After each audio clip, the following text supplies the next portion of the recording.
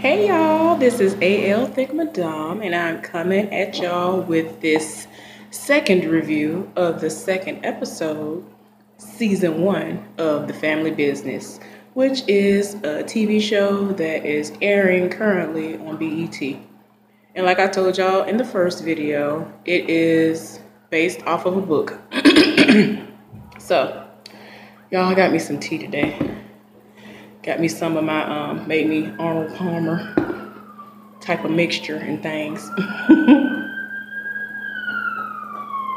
Y'all, whenever y'all hear sirens and stuff, I just want to let y'all know that I live literally nowhere from the fire department and maybe 5 minutes away from the police department. So, and it's basically like not far from the interstate. One of the ways where you can get onto one of the different exits where people get off and go on to get on the interstate. That's why you hear a lot of sirens and stuff, because everybody's racing coming from the fire department or coming from the actual police department to get on the interstate or to, do a chase or something. So that's why you're hearing all that. I don't live in a terrible neighborhood or anything like that. I just live near all these rescue squads and such. So that's why you hear that all the time. I forgot to mention that before, I think. And other times when you hear stuff, it's because a motorcycle convention is in town or something like that, y'all. So let me get started on this review. So the last episode of Family Business left off with Paris going to the hotel room of the guy Miguel, who is affiliated in some way with Alejandro, who is somebody that LC wants no dealings with. Like I said before, LC is the father, and he's the head of the household and all that stuff. They have a family business, a black-owned business, and all that other stuff. But for some reason, he has no interest in dealing with Alejandro. Don't want to speak to him. Don't want to discuss nothing in reference to him. At this point, we don't know why. So where it left off on was where she went into his hotel room, popped up on him and all this other stuff. And they were in the middle of trying to have sex, right? And so people bust in the room with guns. And as usual, in typical Paris fashion, she was like, "You must not know who I am." And one of the guys was like, "I do know who you are, Paris," said her name and everything. She looking shook like, "Excuse me, how you know my name?" So it was kind of hilarious because she was just like, "What you mean you know me?" Y'all, so anyway. I neglected to mention that what happened was they ended up taking her somewhere away from the situation, and they actually kind of kidnapped the dude. And that's where this newest episode started off. They had him kind of like tied up, and they've been torturing him. And, we're trying to figure out, the father basically thinks that he knows more than what he's leading on about in reference to Alejandro, because that day when he rolled up on him at that event where he was announcing his retirement, he tried to ask him, like, what's going on with him and all that. And he was like, I just want to discuss Alejandro. He wants to talk to you. That's all I know. So for him, he feels like the link that would help him to better understand what's going on is possibly this guy, Miguel. So right now his sons and I guess other people who they trust to torture people to get information out of them when need be, they are going back and forth and torturing the guy.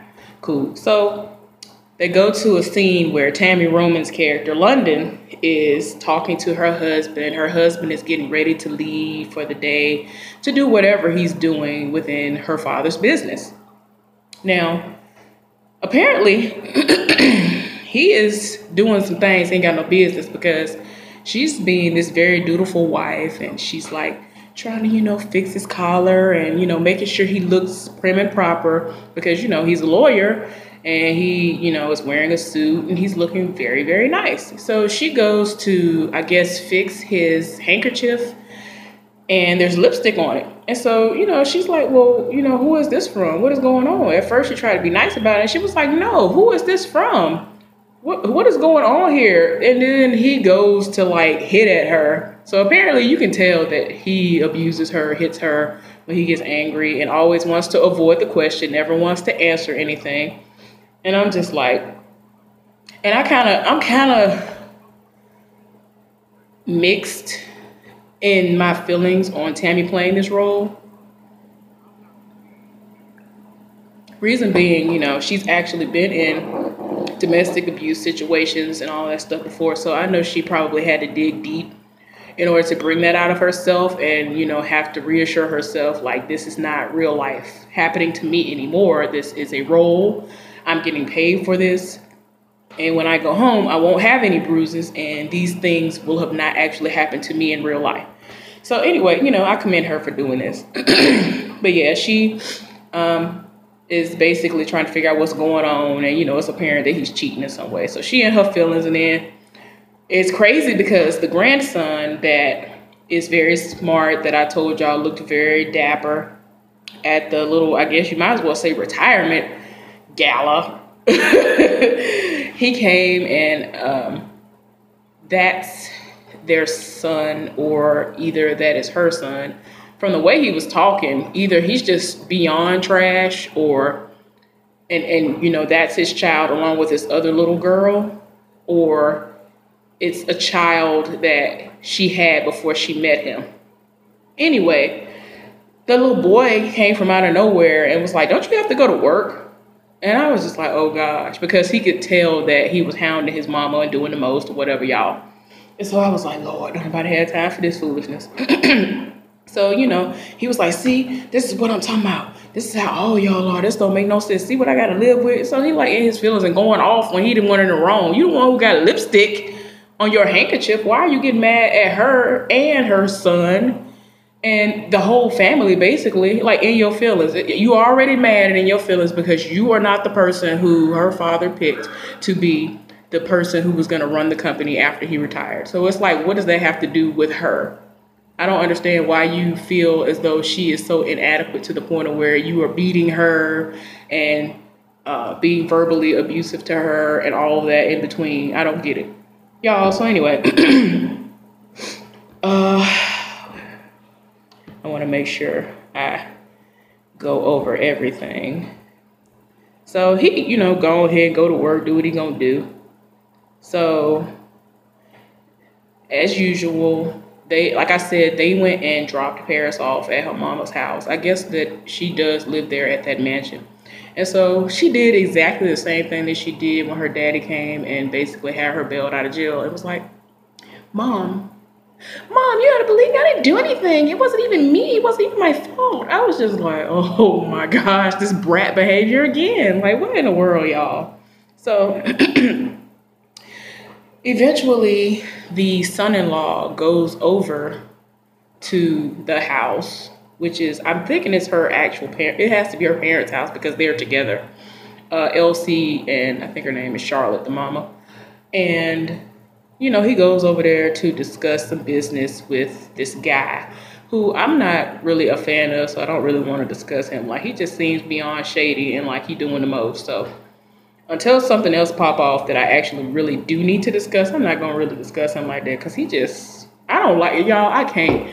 Y'all, he got the nerve to have, like, a man bun, and it's, like, a little bit, like, his hair in the back, maybe, like, this long, and he, like, has the nerve to have, like, hair to stop down here and, like, have, like, from here on down to have this hanging, and then the rest is up in a man bun, and I'm trying to figure out, like, is this actual weave that y'all put on here to make it into a man bun? And he's not black. He's, like, I don't know if he's white, or I can't tell what he is.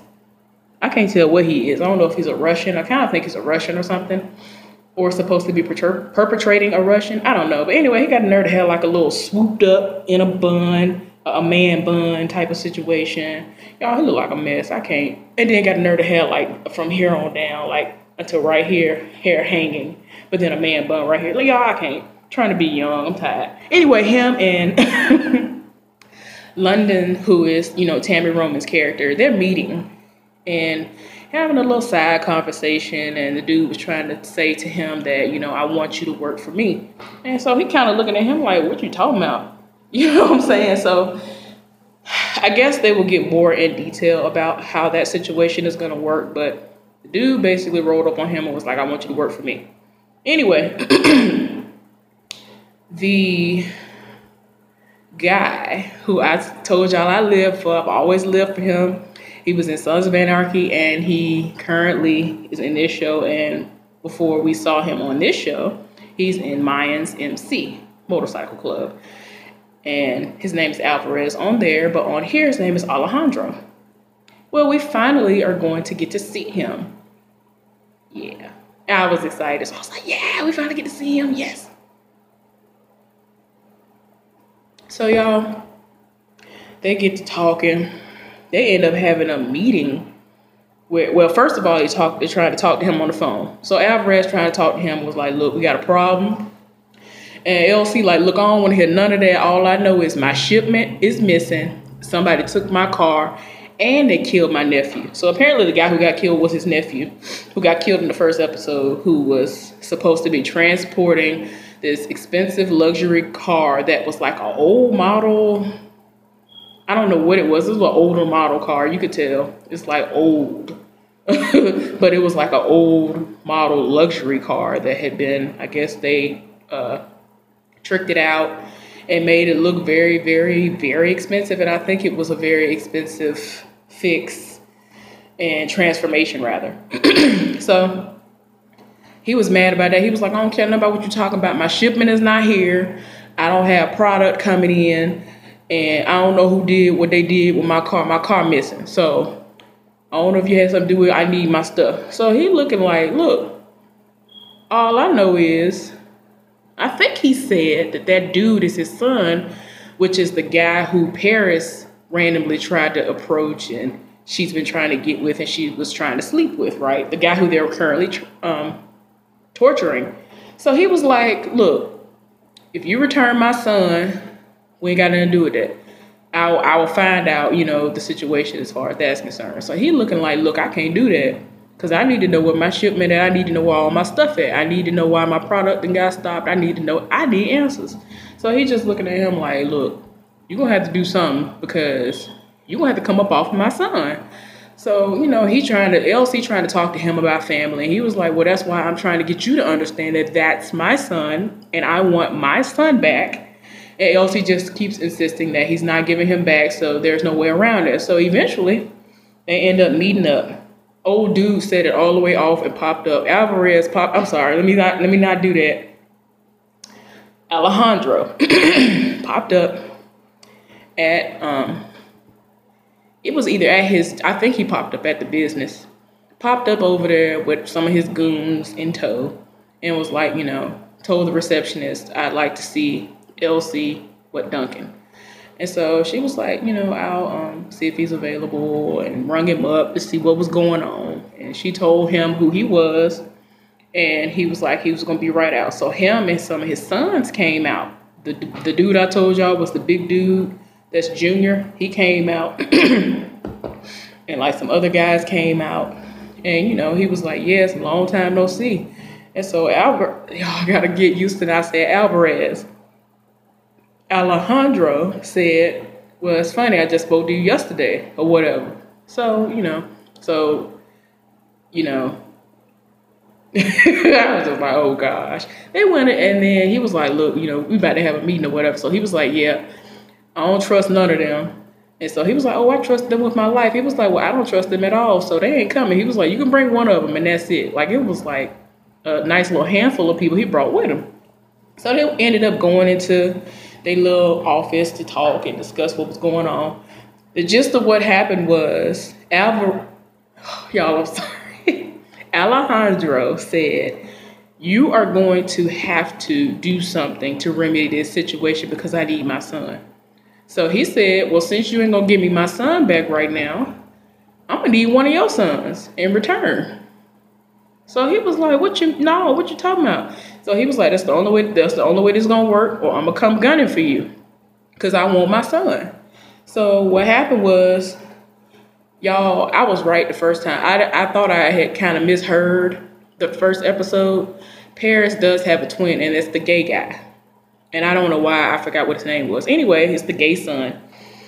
And apparently, like most guys that are of a certain age, they are not receptive to the gay lifestyle and all that good stuff. So, of course, he gonna sit up here, roll up on him. He has a business that he opened one in Miami and another one there in New York. I think is where this is supposed to be based, this show, and their location currently. So I think I don't know if it's a restaurant, a bar, or whatever, but anyway, it's very successful. So he gonna roll up on him like, hey son, how you doing? Nice to see you. And so he looking at him like, okay, but what you want though? Because you don't ever come popping up unless you want something, because you don't have no dealings with me.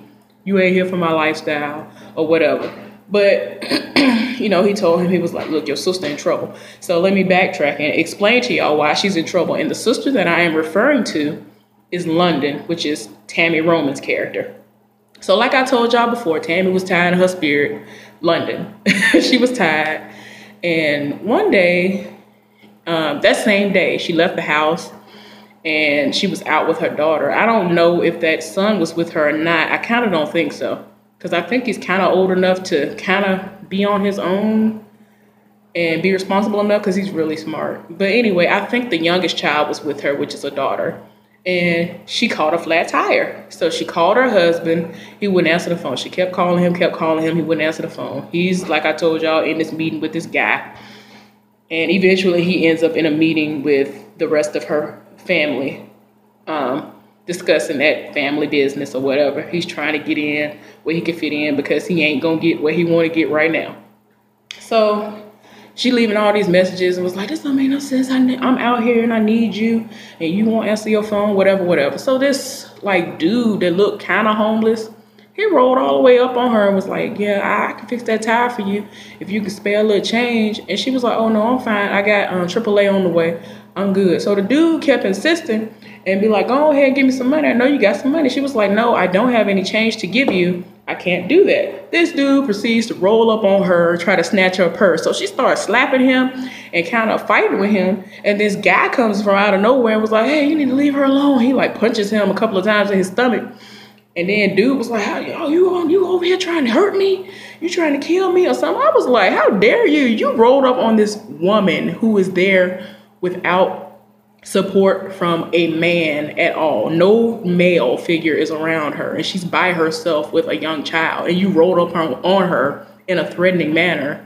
You know what I'm saying? I'm already looking at him. I was looking at him sideways when he rolled up. I'm like, okay, yeah, he look a little homeless, but if I say I ain't got no change, you need to keep going. And I understand it's a dog-eat-dog world, but you need to do something else instead of trying to snatch somebody's purse.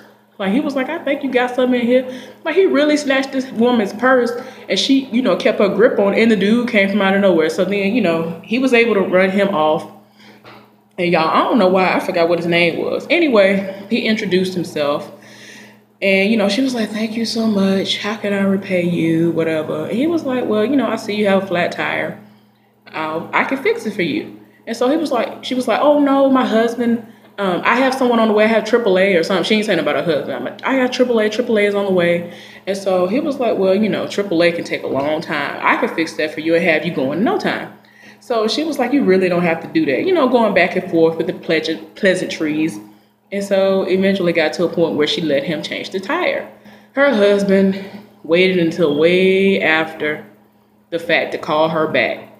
He done set it off on her like, what are you doing calling me? I'm busy. I don't have time for this. What you doing out here getting a flat tire?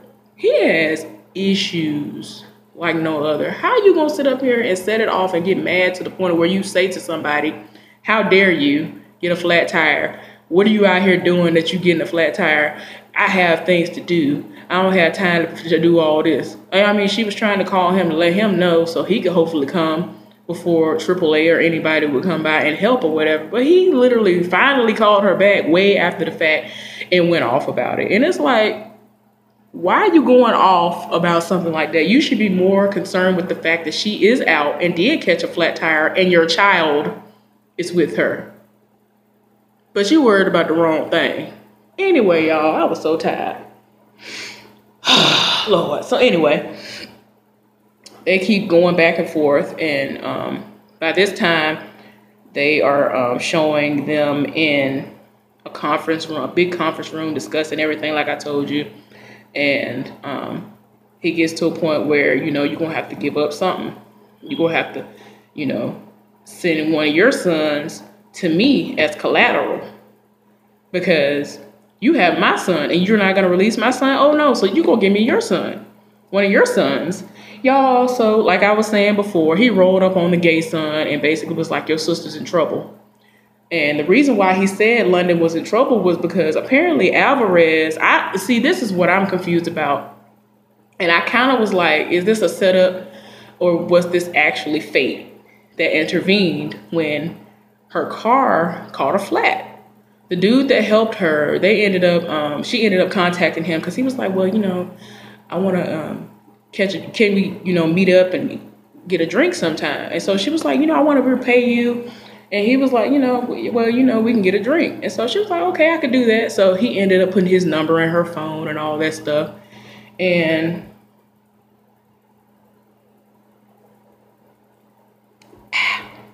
so, since her husband pays her no mind, she's texting him throughout the day and, enjoying her time, talking to him and texting him or whatever. And so eventually a little bit of time goes by and she called him and was like, well, I know that you said something about getting a drink one day, but I just want to know if I can treat you to lunch. So he ended up going for that. And one day while they were in there eating lunch, he ended up, Alejandro, he was telling LC, I think it's best that you do what I'm telling you to do, because if you don't, I know the whereabouts of your daughter and I can bring harm to her if I want to. Like, I'm looking at her right now. So he was like, you do anything to my daughter, I'll kill you. Like, he just had, he be doing the most, y'all.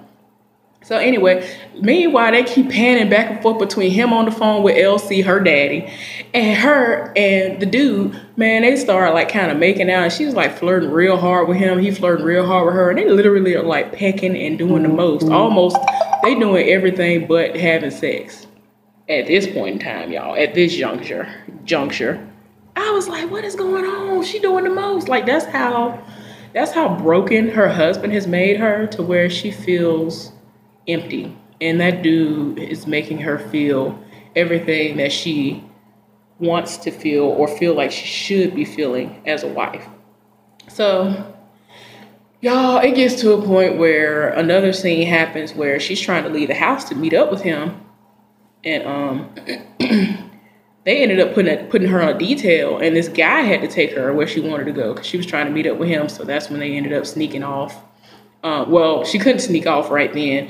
She went to this boutique, and the guy tried to be in there with her. And she was like, well, can I shop for lingerie in peace by myself? And so, he was like, yeah, you can do that. And then so he went over like a couple of steps to another rack. I was like, bruh, you don't get it. And so she ended up being like calling over one of the people that work there. And I think that she frequents that particular boutique shop or whatever it is frequently enough to where she knows the girl. And so she was like, can you take this guy off my hands? I'm trying to lose him and whatever. I need you to just talk to him. And so she looked over at him like she was already kind of like, nah, bro. And she ended up, handing her a wad of cash. She was like, yeah, I can do that for you. So she started going over there flirting with him and all this other stuff. So she slipped out the door and ended up going and meeting up with the guy who fixed the flat tire. So eventually they end up going somewhere and screwing. And she got her entire life. She was like, I forgot how this feels. Basically was saying she forgot how it feels to, feel the way she feels with having sex and all this stuff. Because apparently it ain't all that great, or it don't happen with her husband. So they ended up having sex, like I said. Y'all, the most be happening.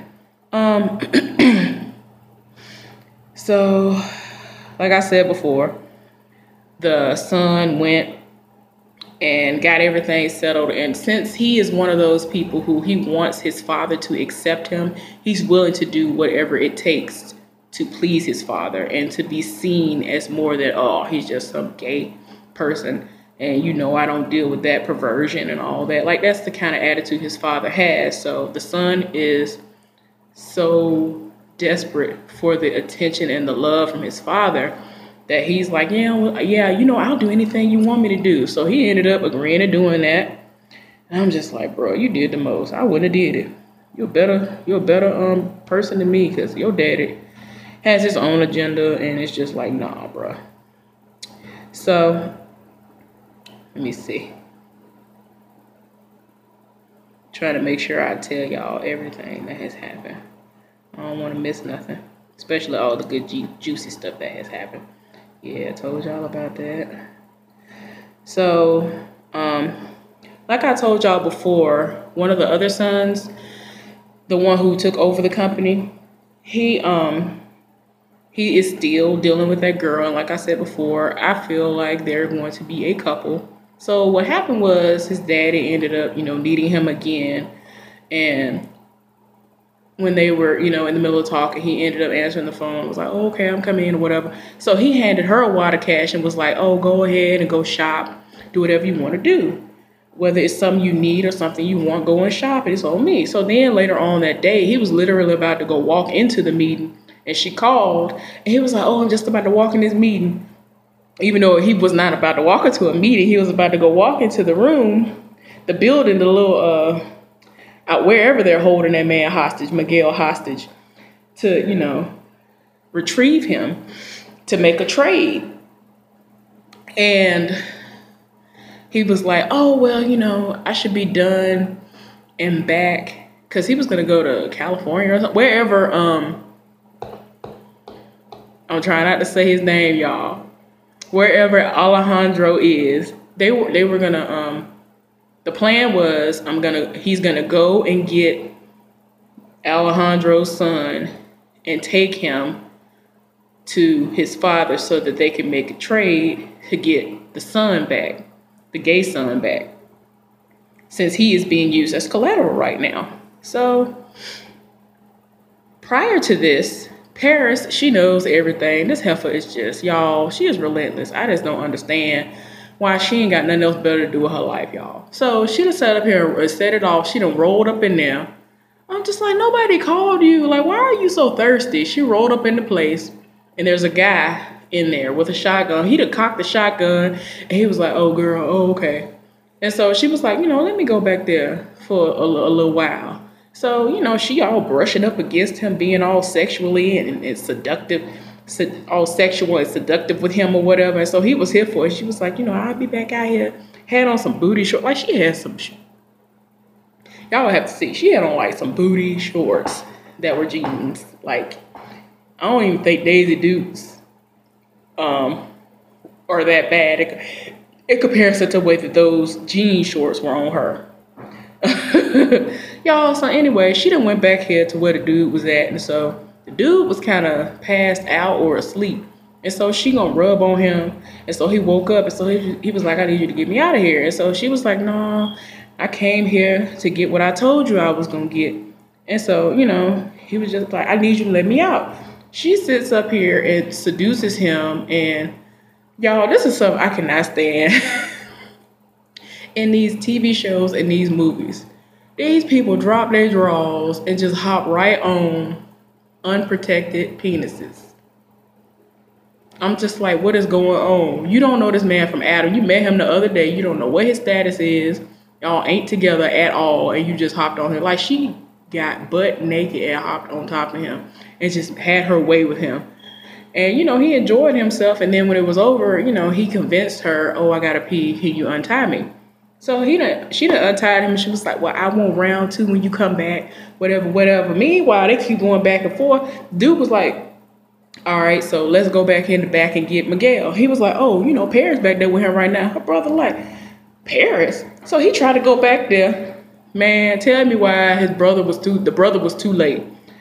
The guy sat up there. Once she let him loose, he kind of shoved her to the ground and trying to get out the room. Lord, why in the world did he do that? Paris had a gun on him, pointed at him, set it all the way off, and shot him up.